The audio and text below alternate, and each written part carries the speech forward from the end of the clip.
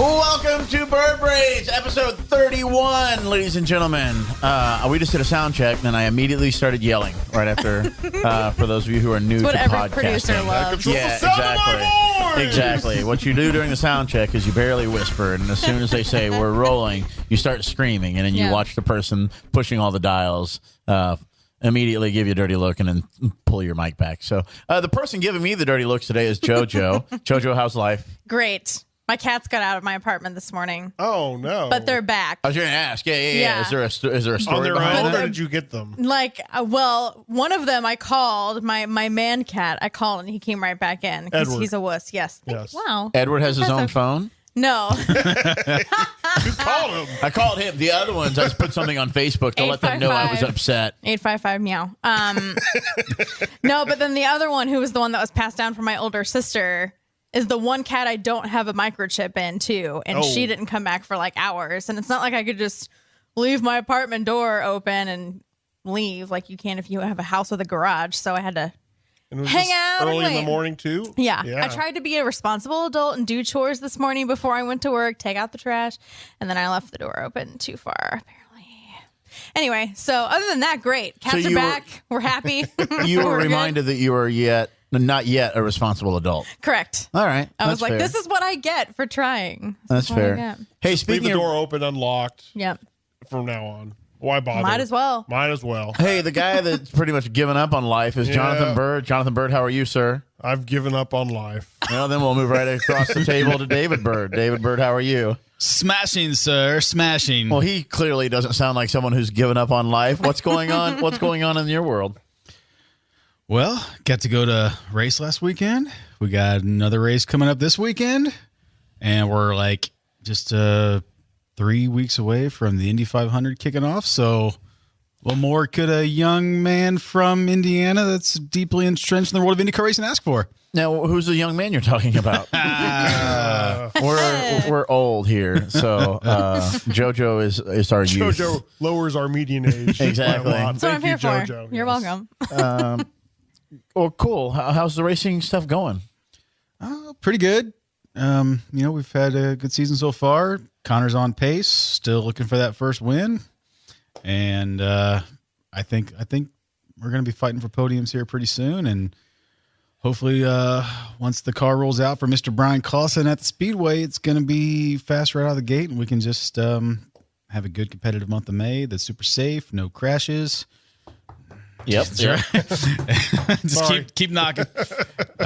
Gather people from the street and get them to knock on wood as well while we're at it. And but of course Brian's off.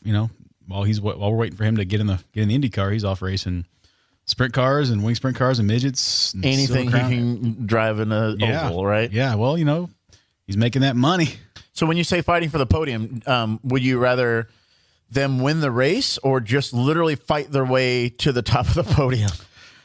Well, obviously you'd love to see, Connor win. I mean, we were leading about the first race of the weekend down in St. Petersburg. Had a great pace, got up front. I think we were looking at a podium finish, and then events kind of intervened, got hit by another car, had to do an extra pit stop, and that was probably happened because we had an extra 2.5 second long pit stop on what was supposed to be our third and final pit stop. So it lost some spots, and 2.5 seconds made a big difference. Went from probably third to, what did we finish? 15th, 13th. Yeah. So 2.5 seconds, 2.5 seconds in the pits dropped us from a podium finish to a 13th place finish because of the events that ensued. Right. And the cascade effect of all the problems that can happen when you get on a track where you really shouldn't have been on track. So, but IndyCar is so deep. It's so competitive. I mean, hundreds of seconds are what, separate, 5th from 15th these days. And it's so hard to gain an advantage. So everything's got to come together. We got to have great pit stops. The driver can handle can do what he can do. But, the engineer's got to be on it. The crew chief's got to be on it. They got to make the right call on strategy and tire strategy and pit strategy and even qualifying strategy to put us in a position to do it. But I think we'll get to, I think a win's would be just massive this year, especially with Connor being a rookie. Yeah. But because, the driver lineups at the top teams, Penske, Ganassi, and Andretti, apart from the addition of Alexander Rossi to the Andretti lineup, didn't change. So, I mean, that's long-term stability to those programs. So not only were they the bar by which you measured yourself to begin with, but they have a full year, 2 or 3 years all working together, which just makes it that harder of a mountain to climb. So a podium finish for the end of the year would be fantastic, at least for Connor. And then I think that with Brian, I actually had somebody ask me this last week doing an interview. What's your outlook for Indy? If we can just be competitive every day, be in the top half of the speed charts every day, do the same thing in qualifying, be in the conversation to be a dark horse on race day, and then compete on race day, I think that'll be a successful, second step in our long-term program with Brian at Indy. Cool. Doesn't Katy Perry have a song called Dark Horse? Yes. Probably. I want to throw this out there. What if we had something built into Brian's suit so that it was always playing Dark Horse by Katy Perry? Like while he was driving, like when he's like getting out of the car, when he's just eating a sandwich, like he just hears that song just to remind him, like, Dark Horse, you're a dark horse, you're a dark horse. That's very ironic. He would probably quit, and because I don't think that would probably border on torture for him. That's really where I was going to enjoy it. I mean, yeah. Get him to drive angry. I think. So it's like in a second, we'll turn it off. Exactly. Right. So it's a goal. It's meant to prod him to get a little bit faster. There you is what go. you're saying. Yeah. Okay. Well, I'll run it by him. Yeah. No. You can't. You can't run it by him. That's a secret. Yeah. If he knows, he's totally not going to go for it. But yeah, that's just the idea. Hey, speaking of racing, you've been watching some races lately, yeah? Did you head out west for a little while? Had a fun time at the Phoenix, the inaugural Grand Prix of Phoenix. Even though it was on an oval, they called it a Grand Prix. Well, it just means great prize. Great prize. So just like myself, every race is a great prize, aren't I? I think Abby would agree with that. Jonathan Grand Prix. Grand Prix. Grand Prix. Oui, en français. Anything eventful happen out there? Just a good time. Got to go to the zoo. Got to go. We checked out some livestock as well. That's our code for going to the horse track. And just relaxed. Swam a lot. Ran a lot. Read a lot. I bought. There's this library right outside the White Tank Mountains, the regional park there, and they have this room full of used books that they were selling for like 50 cents and hardbacks for $2 and stuff. So there were copies of both of Dog the Bounty Hunter's books. So I decided that I was going to read those 2 books, and I read those 2 books in 2 days. You're the one. So you can't hide. And when mercy is shown, mercy is given. So you're saying Dog the Bounty Hunter is not very challenging reading level, is what you're saying, right? Well, there was a lot of 3 and 4 and 5 letter words, but I got through them pretty quickly. Good for you. Thank you. Good for you. We learned phonics. We learned on the last one that you were a good speller. So apparently you're not only a good speller, you're a good reader as well. Reading. I read at a Dog the Bounty Hunter level. Well, then I try to give you a compliment, and then I think you just return it with an insult to yourself. That's fine. It's called self-deprecation. Come on, bro. So are you like a semi-professional on bounty hunting now that you've read 2 books from one of not the world's just having leading read bounty the hunters? books, but I have probably watched every episode of Dog the Bounty Hunter on A&E and the new show, Dog and Beth on the Hunt. What's the difference between the old show and the new show? Well, the old show was more about just their goings on in Honolulu and in Colorado, and the On the Hunt show was more about them going out to the different bounty hunters across the country and helping them learn and teaching them and doing the things that they do to make themselves better bounty hunters, to almost like just to continue continue the bounty hunting, because it is a noble profession, bounty hunting. Is it like, I'm sorry, I'm going to admit it, I've never seen Dog the Bounty Hunter. Is it like really going out and finding people? Yeah. I mean, they have their own bail company, and they also work for other bail companies. But if you don't show up for court, and you get a warrant for your arrest, and the bail company, if they had a warrant, if they held the bond, they're liable to have to pay that bond, because somebody gets bailed out on bond only pays 10% of the bond. It's basically insurance that they would show up for court. So did Dog ever think about teaming up with cops? Just, in terms of just like job security. First, the cops arrest the people, and then he bails them out. And then when they don't show up, he goes and gets the The Bounty. I mean, and then it could be Judge Judy when he gets gets him back to court. We can put all these shows together and make it a whole network. But there's Court TV, right? We just set their whole fall lineup for them. It's like done. Where do we get paid for that idea? So did he ever talk to Joe Morello?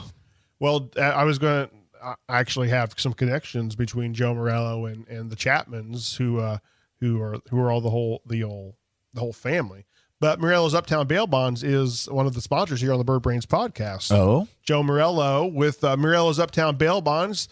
He is a fantastic bail bondsman up on the north side of Indianapolis. He'll go anywhere to bail you out of jail. Call him at 317-919-2489. That's Morello's Uptown Bail Bonds. Dun-dun-dun-dun. Uptown bail you out. Uptown bail you out. Nailed it. Nailed it. So just to add a little bit to that, you said that bail bondsman was a noble profession. Oh yeah, absolutely. So and Joe Morello is in Noblesville. Well, that is correct. There you go. So many Noblesville connections. Wow. My mind was blown. Turn it off, JoJo. We're done. The show's over. We where have do you no go more from there? hosts. Drop the mic. Exactly. Don't drop these. They're expensive. They're expensive. Well, I can't drop it anyway. No. You have to literally throw it down. would be They're spring loaded. This Very water bottle in my hand anticlimactic. stands in for the mic. There it is. Yeah, I just dropped it. cheaper. Oh. I saw something on Twitter the other day. It's like the only people that really do a mic drop have never actually had to purchase a mic. Because I've worked with sound equipment, and mics are like wireless mics are really expensive. So I'm like, don't drop that. Do For it cool. every mic drop, there's a sound tech in the back going, no. Like, no, that was $700. That's going to come out of my paycheck. Exactly. Well, I have this really interesting story. It's very irony. I wanted to have maybe in post production you can put in some Alanis Morissette. For sure. For this, Do you have story. a song choice? I could sing the whole thing. I know. Jagged Little Pill. I know that whole Isn't it album. ironic? Because basically, Don't you think? it's A little too ironic. And I really do think. It's like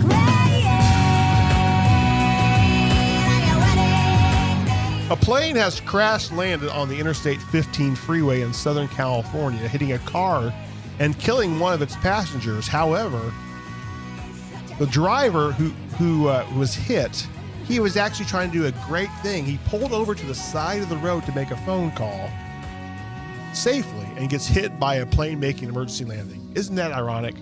Don't you think? Well, here's my thing. Like, don't pull over. Like, just keep going. Maybe I'm the only one who drives, but like I have hands free. I have Bluetooth, so like I do everything while I still go. Like I can literally just say like, Siri, send a text to Jonathan Byrd and David Byrd. I am going to be 5 minutes late. Period. And it will be like, do you want to send the text? And I say yes. I never have to touch anything, and I've never had a plane land on me. That's so So the moral of the story is to drive, don't pull over. Don't pull over. And continue doing what you normally should do. Whatever you need to do. Text, fix your hair, put on makeup. Read a book. Like a couple weeks ago. Read books while they're driving. When I was in college, I went to IUPUI, go Jaguars, and I lived on the near west side. Go Hallville. I didn't live in Hallville, but I drove through it. Like the 16th and Lafayette. I was like I was 10th and 465. Okay. And I would wake up in the morning and I would get ready in like 10 minutes. I showered every day, mind you. And I would either eat cereal in the car or I would read my homework in the car. But I wouldn't do it while driving, but there were so many stoplights that you had to go through 10th Street's the worst. that I would get like a 32-ounce cup, fill it with I was 19, so it was Lucky Charms or Fruit Loops, and put the milk in it, and then just eat that out of a 32-ounce cup. Or if I wasn't eating, I would do my homework that was due that day. Just drink it, though, out of there? No, I had a spoon. I was a gentleman. But then when you get toward the end, you drink the milk, and then you just drink it like a man or a woman, because I'm not sexist. That's not sexist. But then you finish that up, and then you do your homework, and then you get honked at because you're reading. But again, never had a plane land on my car. Well, that story reminds me of a motto that I often have when I'm getting ready to What is that motto? Take a drive somewhere. Just, people are like, okay, drive safe. And I would respond by, no, I take lots of chances because safety's for babies. Safety's for babies. Safety's for babies. I used to say in high school, people were like, hey, be careful, drive safely or whatever. I'm like, nope, I'm going Teen Wolf. I'm riding on top of the van.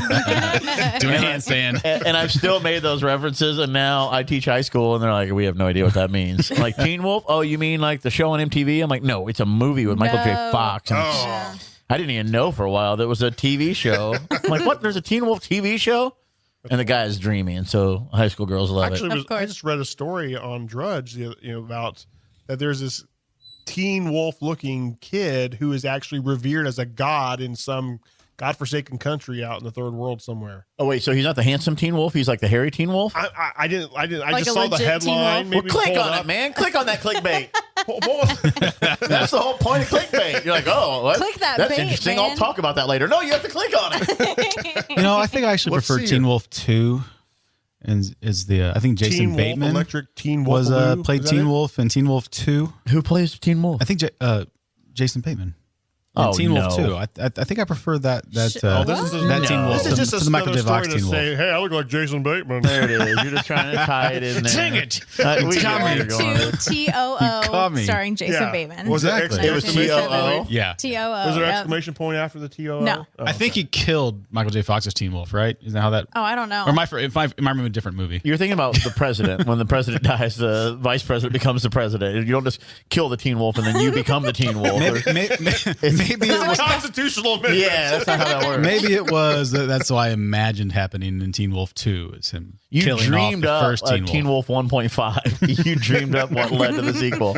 I like the TOO. It's just like he's like, I'm Teen Wolf 2. Hey, I'm like, no, guys. calm down. Don't forget about me. Calm down, Jason Bateman. What was Jason Bateman doing in the late 80s? Making Teen Making Wolf 2. Teen Wolf 2. I hate all you guys right now. Other than doing that. Was he on? What was that one show? Valerie. Yes. Valerie's The- World or and then Valerie Harper? Either Yeah. Harper's Family Oh, yeah. or whatever. Yeah.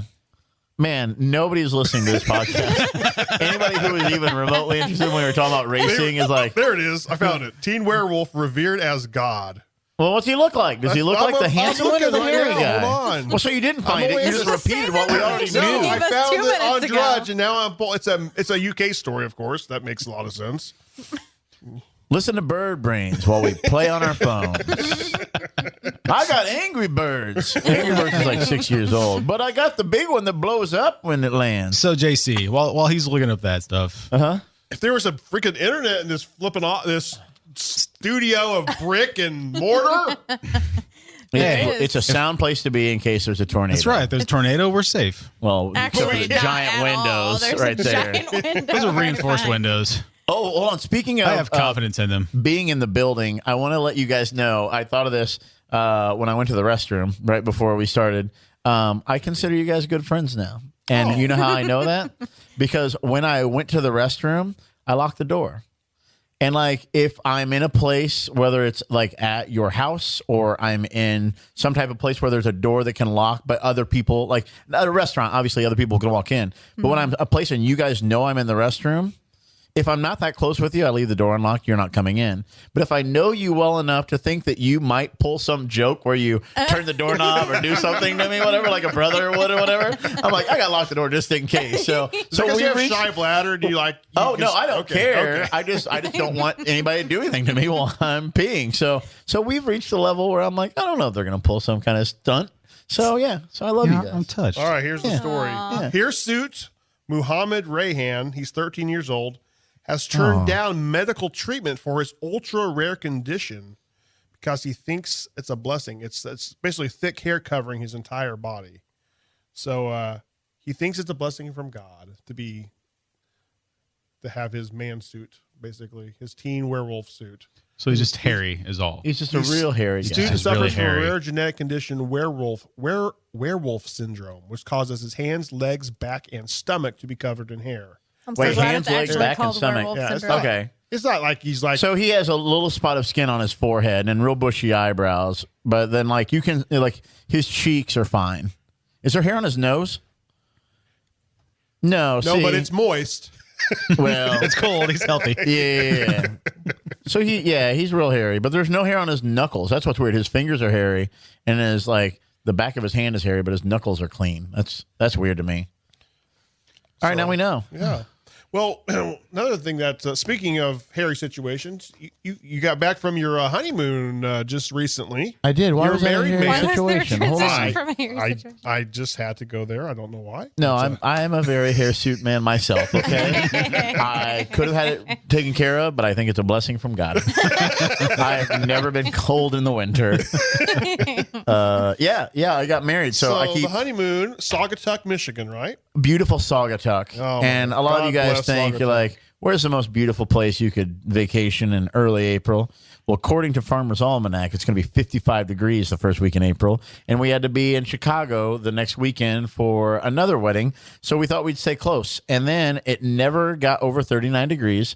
And it snowed twice while we were there. And one day we went out and walked out to a lighthouse and a beach. We actually took one picture at the beach with us with parkas and the hoods pulled up. And I'm like, and she and our listener, my wife, posted it. And she's like, how romantic of a honeymoon on the beach picture could this be? And I'm like, well.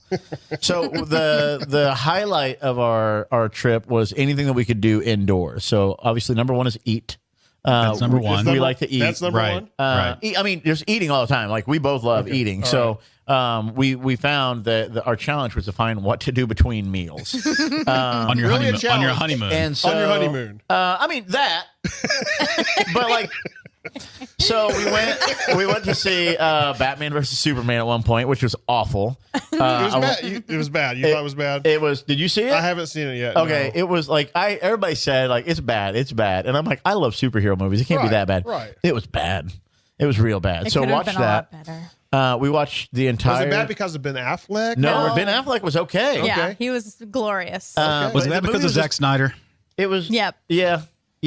And the way His style it was just doesn't work. It was too dark and then the we direction. knew everything before the movie even came out. Yeah. There was no element of surprise, Yep. period. in And that then they entire fought the movie. bad guy at the end. I mean, I'm not spoiling anything. The good guys are going to beat the bad guys, but the fight was so anticlimactic. We did it. And then we went home and watched an episode of The Flash. If anybody's watched it on Netflix, it's great. That show- And it was an episode where the Arrow was on there and the Flash kind of went bad and they fought. I'm like, I enjoyed that episode of the Flash with him fighting Arrow more than Superman and Batman. And I grew up loving Superman and Batman. So screwed that up. And then the other best thing we did on our honeymoon in Michigan was Robbed an old lady? We went, what? Robbed an old lady for gas money? I'm not allowed to talk about that. There's still. But let's just say Joe Morello travels, and he took care of business up there.